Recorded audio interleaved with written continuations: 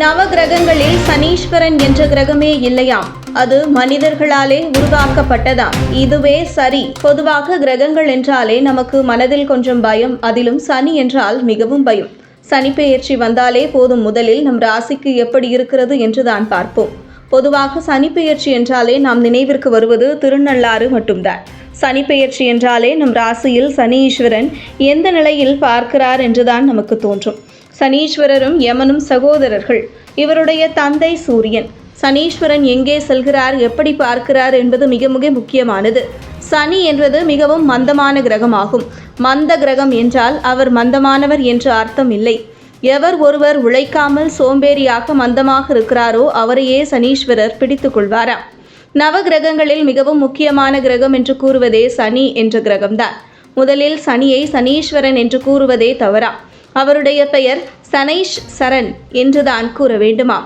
சனைஷ் சரண் என்ற சொல்லையே காலப்போக்கில் சனீஸ்வரன் என்று மக்களால் அழைக்கப்பட்டது. நவகிரகங்களில் 2.5 ஆண்டிற்கு ஒருமுறை பெயர்ச்சியாவதால் மிகவும் மெதுவாக நகர்வதால் இவரை சனைஷ் சரண் என்று மக்களால் அழைக்கப்பட்டது. எந்த தெய்வத்தின் சன்னதிக்கு சென்றாலும் நேருக்கு நேராக நின்று தரிசிக்காமல் பக்கவாட்டில் நின்று தரிசிப்பதால் முறை. அதனால்தான் எல்லா ஆலயங்களிலும் தடுப்புகள் அமைக்கப்பட்டுள்ளது.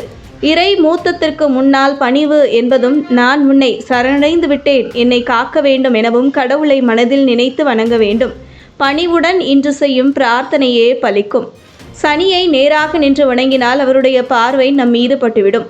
அதனால் கெடுபலன்கள் ஏற்படும் என்று நினைப்பதெல்லாம் உண்மையல்ல.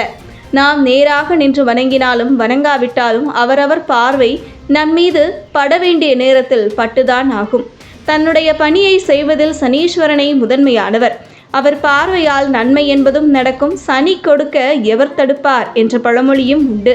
ஒருவர் எப்பொழுதும் சுறுசுறுப்புடன் உழைத்து கொண்டே இருந்தால் அவரை சனி பகவான் நெருங்கவே மாட்டார். அதை விட்டுவிட்டு எப்பொழுதும் மந்தமாக இருந்து கொண்டு தனக்கு எது நடந்தாலும் சனி பார்வைதான் காரணம் என்று கூறுவதெல்லாம் தவறு. மேலும் சனி பார்வை உள்ளவர்கள் ஒரு தடவை திருநள்ளாறு சென்று வாருங்கள். அருகிலுள்ள சிவபெருமான் கோவிலுக்கு சென்று நவகிரகங்களில் சனிக்கிழமை தோறும் தீபமேற்றி வாருங்கள். மேலும் எள் சாதம் செய்து சனிக்கிழமை தோறும் தானமாக கொடுக்கலாம்.